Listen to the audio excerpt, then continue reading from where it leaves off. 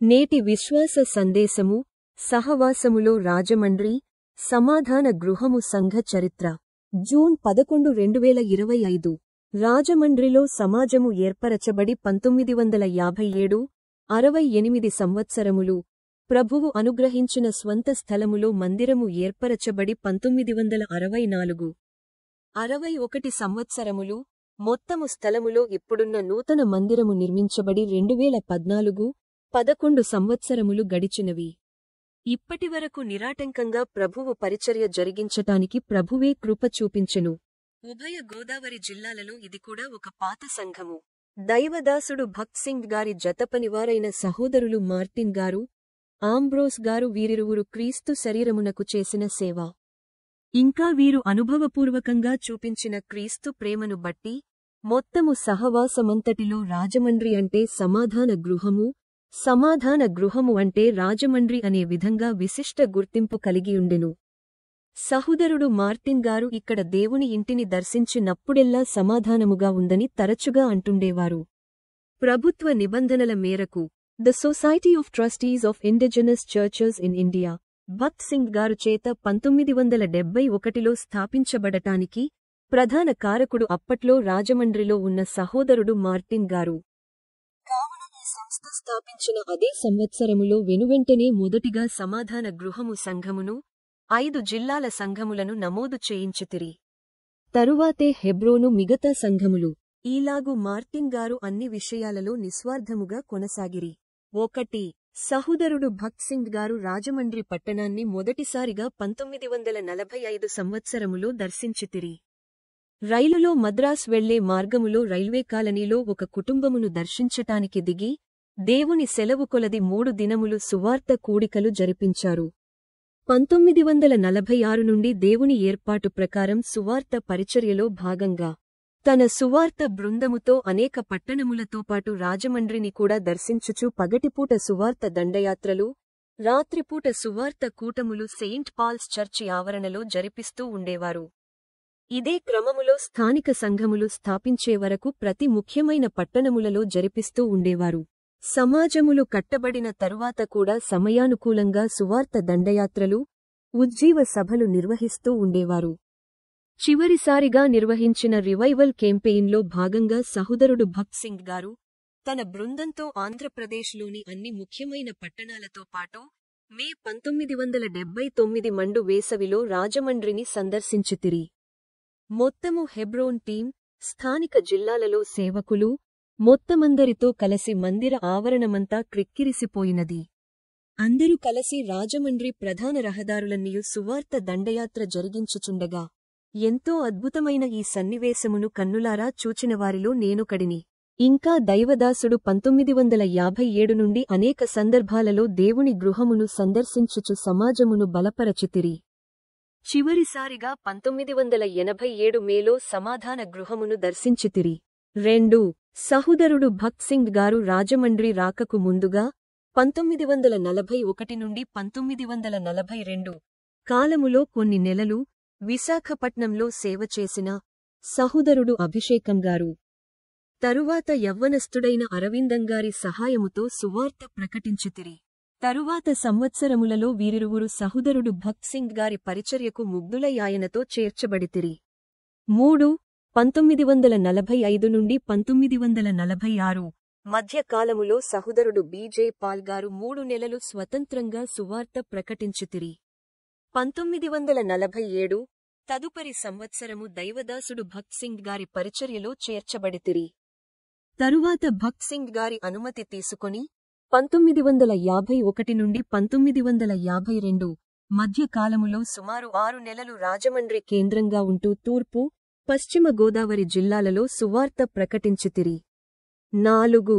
మోరియా ప్రార్థన మందిరము 1957 నుండి 1959 రాజమండ్రి సంఘ వ్యవస్థాపకుడైన సహోదరుడు మార్టిన్ గారిని పరిచర్యకు పంపించేందుకు సహోదరుడు భక్త్ సింగ్ గారు చాలా కాలం ప్రార్థించి దేవుని చిత్తాన్ని కనుగొన్న తరువాత 1957 సంవత్సరంలో రాజమండ్రికి పంపించారు.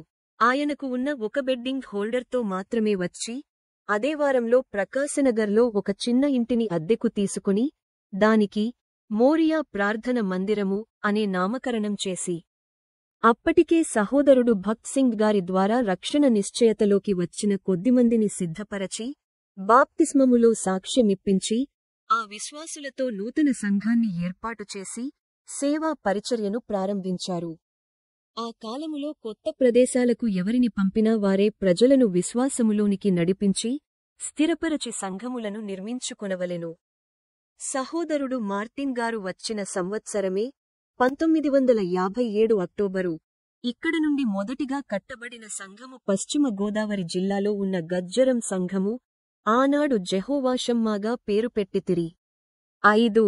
రహెబోతు ప్రార్థన మందిరము 1959 నుండి 1961. ముందు కూడుకొన్న స్థలము మోరియా చిన్నదైనందున ప్రస్తుత మందిరముకు ఉత్తరమున ఉన్న విశాలమైన ఇంటిలోకి అద్దె ఎక్కువైన సంఘ అవసరతల దృష్ట్యా మార్చబడినది. ఇప్పుడది ఖాళీ స్థలము.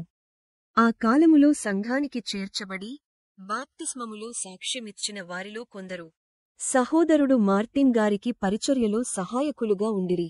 6 ప్రభువు అనుగ్రహించిన స్వంత స్థలం మొదటి ప్రతి 1961 ఫిబ్రవరి 26. రహెబోతులో సంఘము కొనసాగుచున్నప్పుడే అప్పటిలో రాజమండ్రికి అగ్రహారమైన దానవాయిపేటలో ప్రస్తుతమున్న మందిరములో పడమటివైపు స్వంతముగా చిన్న స్థలమును పొందుటకు ప్రభువు కృప అనుగ్రహించెను. అదే సంవత్సరము దైవదాసుడు భక్త్ సింగ్ గారు రాజమండ్రి దర్శించి ఆ స్థలములో ప్రార్థించి యెషయా 51:3 యెహోవా సీయోనును ఆదరించుచున్నాడు. పాడైన స్థలములన్నిటినీ ఆదరించి దాని అరణ్యస్థలములను ఏదెనువలే చేయుచున్నాడు. దాని ఎడారి భూములు యెహోవా తోటవలె నగునట్లు చేయుచున్నాడు. ఆనంద సంతోషములును కృతజ్ఞతాస్తుతియు సంగీతాగానమును దానిలో వినబడును. మరియు యెషయా 58:12 పూర్వకాలము నుండి పాడైపోయిన స్థలములను నీ జనులు కట్టెదరు. అనేక తరముల క్రిందట పాడైపోయిన పునాదులను నీవు మరల కట్టెదవు. విరుగబడిన దానిని బాగుచేయువాడవనియు దేశములో నివసించునట్లుగా త్రోవలు సిద్ధపరచువాడవనియు నీకు పేరు పెట్టబడును. ఈ వాగ్దానములు ఇచ్చి ప్రార్థించి సంఘమును బలపరచితిరి. తరువాత నెమ్మదిగా సమాధాన గృహము మందిర నిర్మాణము ప్రారంభించబడినది. ప్రారంభ స్థానిక సంఘములలో అవసరతలో ఉన్న సంఘములకు దైవదాసుడు భక్త్ సింగ్ గారు ప్రభువిచ్చిన భారము కొలది అనుభవపూర్వకంగా ఏ విధముగా సహాయపడితిరో అదేవిధముగా సమాధాన గృహము మందిర స్థలము కట్టడములో కూడా దైవదాసుడు సహాయమందించుటకు ప్రభువు కృపచూపించెను. ప్రారంభ దినాలలో కానుకలు పైసలలోనే ఉండేవి. దేవుని సేవకులు పోషించబడటానికి బహుగడ్డు పరిస్థితులు ఎదుర్కొనేవారు. ఏ అవసరానికైనా విశ్వాసము మీద ఆధారపడటమే. 7. సమాధాన గృహము అద్దె నివాసం 1961 నుండి 1963. రహెబోతు కాలములో 1961 మందిరమునకు స్థలము కొనుగోలు చెయ్యటం, మందిర నిర్మాణము నిర్వహణ ఖర్చుల దృష్ట్యా తిరిగి అదే రోడ్డులో ఇంకా తక్కువ అద్దెకే ఆఫీసర్స్ క్లబ్గా ఉన్న ఇల్లు నివాసముగా, దీనిని ఆనుకొని మందిరము, ఆదిత్య కాలేజీ ప్రదేశములో ఇంకా విశాలమైన ఖాళీ స్థలంతో 100 రూపాయలకే దొరికిన కారణాన మందిరము, సమాధాన గృహము పేరున అక్కడకు మార్చబడినది. ఇక్కడ ఉన్నప్పుడే దైవదాసుడు భక్త్ సింగ్ గారితో ప్రత్యేక కూడికలు జరిపించే ముందు రాత్రే మార్టిన్ గారు బ్లైండ్ హార్మోనిస్ట్ సహోదరుడు యేసుపాదం సహాయంతో సమాధాన గృహంబులోన సమాధానకర్త స్తోత్రములు అనే పాటను స్వరపరిచారు. పాట కూర్పు, రాగం, సంగీతం కొద్ది గంటలలోనే ముగించితిరి. 8. సమాధాన గృహము స్వంత నివాసం 1964 నుండి 2013. అద్దె నివాసంలో సంవత్సరపు చివరి రాత్రి ఆరాధన ముగించుకున్న తరువాత 1964 జనవరి మొదటి వారములో స్వంత స్థలములో నిర్మించబడిన మందిరమునకు మార్చబడుటకు 1964లో మొదటి ఆదివారమైన జనవరి 5న ప్రభువు దినము ఆరాధన స్వంత స్థలములో జరుపుకొనుటకు ప్రభువు ఎంతో కృప చూపించెను. కట్టడమంతా తడిగా, ఫ్లోరింగ్, ప్లాస్టరింగ్ లేకుండా శీతాకాలమైనందువలన అప్పుడే చంటి బిడ్డ తల్లి అయిన సహోదరి రూతు మార్టిన్ బహు అనారోగ్య పాలయ్యెను. మందిరము వెనుక ఒక చిన్న గది, కిచెన్, ఒక టాయిలెట్ మాత్రమే. మొత్తమందరికి ఇదే వసతి. ఈ విధముగా 1970 వరకు కొనసాగినది. 9. ప్రభువు మందిర సరిహద్దులను విశాలపరచెను. రెండవ ప్రతి 1965 డిసెంబరు 26. ప్రస్తుత మందిరము తూర్పు రోడ్డులో పెద్ద స్థలము స్వంతముగా కలిగియుండుటకు ప్రభువు ధారాళముగా కృపననుగ్రహించెను. పెద్ద మందిరము నివాసగృహము కట్టటానికి సరిపడినంత టేకు కలప సమృద్ధిగా సమకూర్చి ఈ ఆవరణలో భద్రపరచితిరి. సహోదరుడు మార్టిన్ గారు హైదరాబాద్, హెబ్రోను. అఖిల భారత పరిశుద్ధ సమాజ కూడికల బాధ్యతలు నిర్వహించటానికి నెలరోజుల ముందే ఆయా పనుల నిమిత్తం కుటుంబముగా వెళ్ళుచుండేవారు. ముఖ్యంగా పాటల రాసే బృందమునకు ఈయనే నాయకుడు.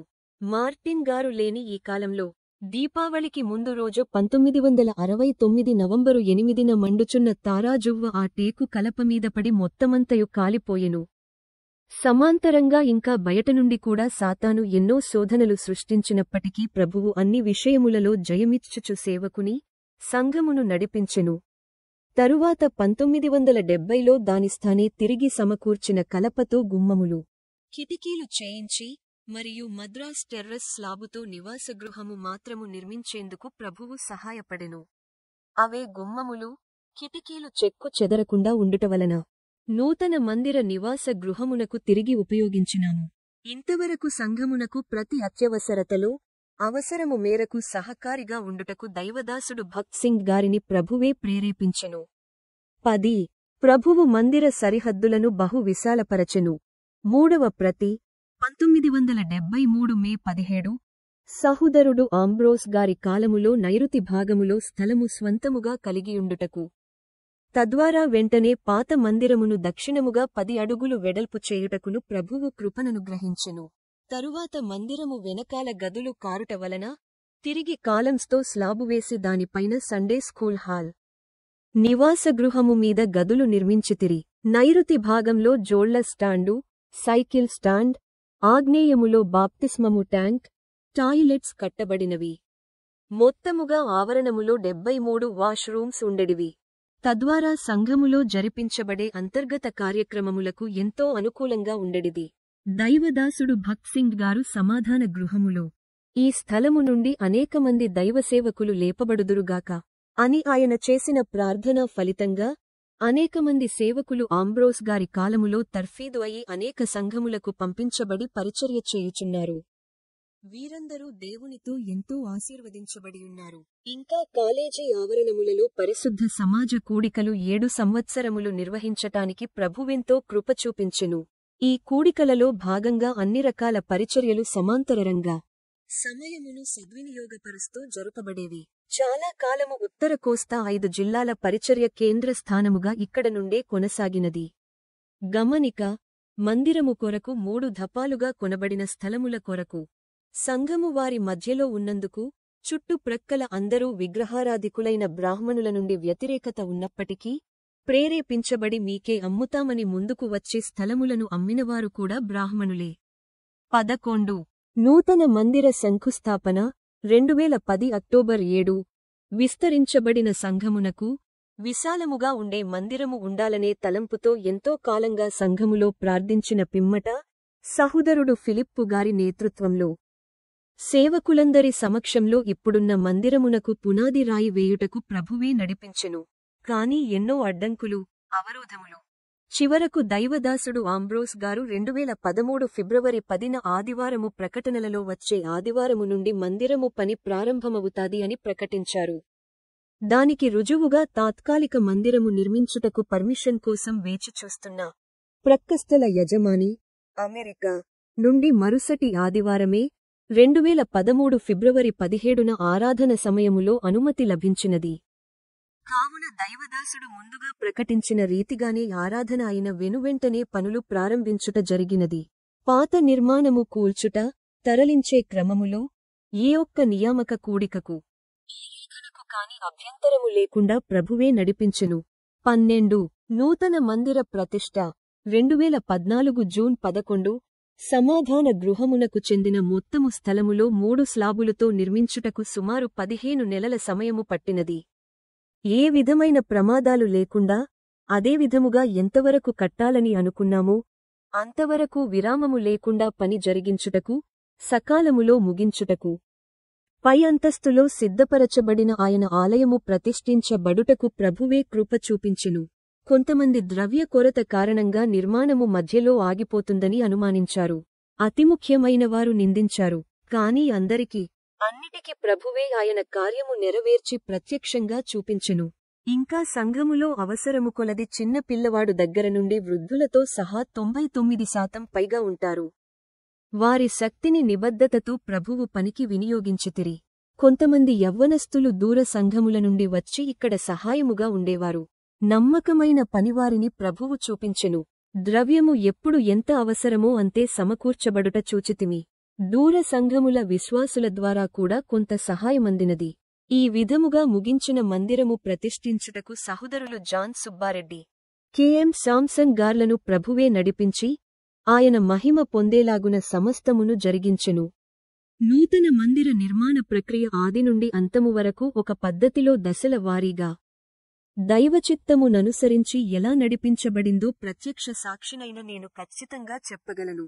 సంఘములో పరిచర్య చేసిన దైవ సేవకుల వివరములు 1957 నుండి 1972 సహోదరుడు మార్టిన్ సత్యనాథన్, సంఘ వ్యవస్థాపకులు, ఏలీము, హైదరాబాదు నుండి పంపించబడ్డారు. 1972 నుండి 2013 సహోదరుడు జేమ్స్ ఆంబ్రోస్, ఏలూరు నుండి పంపించబడ్డారు. 2014 నుండి 2017 సహోదరుడు చర్చిల్, నంద్యాల నుండి పంపించబడ్డారు. 2017 నుండి 2019 సహోదరుడు పి. శాంసన్, గుంటూరు నుండి పంపించబడ్డారు. 2020 నుండి 2024 సహోదరుడు కె. ఇమ్మానుయేల్, నెల్లూరు నుండి పంపించబడ్డారు. 2024 సహోదరుడు పి. జోసెఫ్, పులివెందుల నుండి పంపించబడ్డారు.